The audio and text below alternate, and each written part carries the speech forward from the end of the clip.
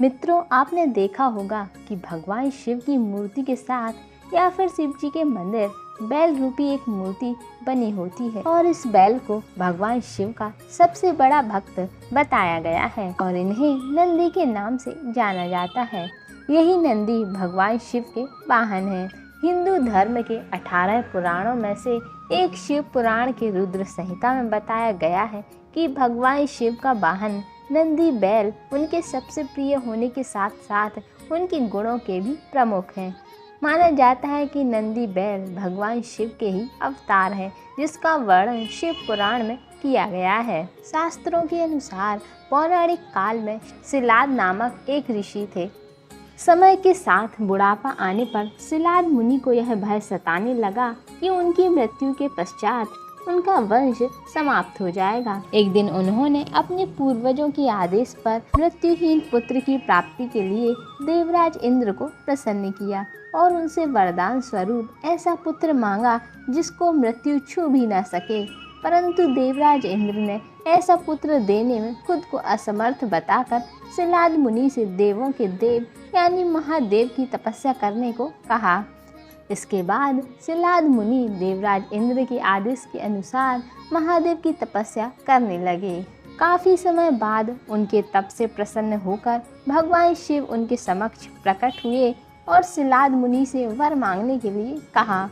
तब सिलाद ऋषि उनसे यह कहते हैं, हे प्रभु, मुझे आपके समान ही पुत्र चाहिए जो अजन्मा हो और जिसको मृत्यु छू भी ना सके। तब शिव जी प्रसन्न होकर मुनि से बोले, सारे जगत का पिता हूँ, फिर भी तुम मेरे पिता बनोगे और मैं तुम्हारा पुत्र बनूंगा और मेरा नाम नंदी होगा। इसके बाद भगवान शिव वहाँ से अंतर ध्यान हो जाते हैं। कुछ समय बाद एक दिन सिलाद मुनि भगवान शिव के नाम से यज्ञ कर रहे थे। उसी समय यज्ञ कुंड से एक बालक उत्पन्न हुआ और उस बालक के शरीर की प्रभा अग्नि के समान थी। यह देख सिलाद मुनि बड़े ही प्रसन्न हो गए और भगवान शिव की स्तुति करने लगे, जिसके बाद उस बालक ने मनुष्य रूप धारण कर लिया। फिर उस बालक को लेकर ऋषि कुटिया में चले जाते हैं और फिर जब वह बालक 5 वर्ष का होता है तो वह ऋषि उसे संपूर्ण वेद और शास्त्रों का अध्ययन करा देते हैं और जब वह बालक 7 वर्ष का हो जाता है तो शिव जी की आज्ञा से मित्र और वरुण नाम के 2 मुनि उस बालक को देखने जाते हैं। उन्होंने सिलाद मुनि को बताया कि आपका पुत्र नंदी अल्पायु है। यह बात सुनकर सिलाद नंदी को छाती से लिपटकर बहुत दुखी हो जाते हैं। तब नंदी उनसे पूछता है, हे पिता, आपको ऐसा कौन सा दुख है जिसके कारण आपका शरीर कांप रहा है और आप अत्यधिक दुखी हैं। तब सिलाद मुनि नंदी से कहते हैं, तुम्हारी अल्पायु के कारण मैं अत्यंत दुखी हूँ। तुम ही बताओ, मेरे इस कष्ट को कौन दूर कर सकता है। पिता की ऐसी बात सुनकर नंदी हंसने लगता है और फिर अपने पिता से कहते हैं, पिताश्री, आपने मुझे भगवान शिव के वरदान स्वरूप पाया है, इसलिए आप चिंता ना करें।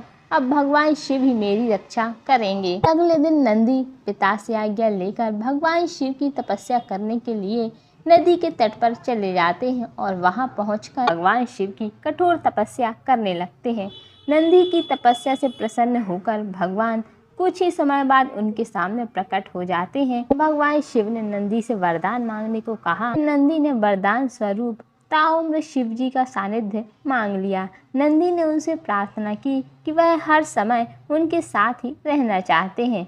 तब भगवान शिव ने नंदी से कहा, तुम्हें मृत्यु का भय कहाँ है? तुम तो मेरे ही समान हो। मेरी कृपा से जन्म, जरा और मृत्यु तुम पर अपना प्रभाव नहीं डाल सकेंगे। इसके बाद भगवान शिव उसे अपना गणाध्यक्ष बना लेते हैं और फिर देवी पार्वती कहती हैं, हे परमेश्वर, यह मेरे पुत्र समान ही है और यह मुझे अत्यंत प्रिय है। फिर भगवान शिव सभी गणों को बुलाकर कहते हैं, यह मेरा प्रिय पुत्र नंदीश्वर सभी गणनायकों का अध्यक्ष और गणों का नेता है, इसलिए तुम सब लोग मिलकर इसका मेरे गणों के अधिपति पद पर प्रेम पूर्वक अभिषेक करो और आज से यह नंदीश्वर तुम सभी लोगों का स्वामी होगा।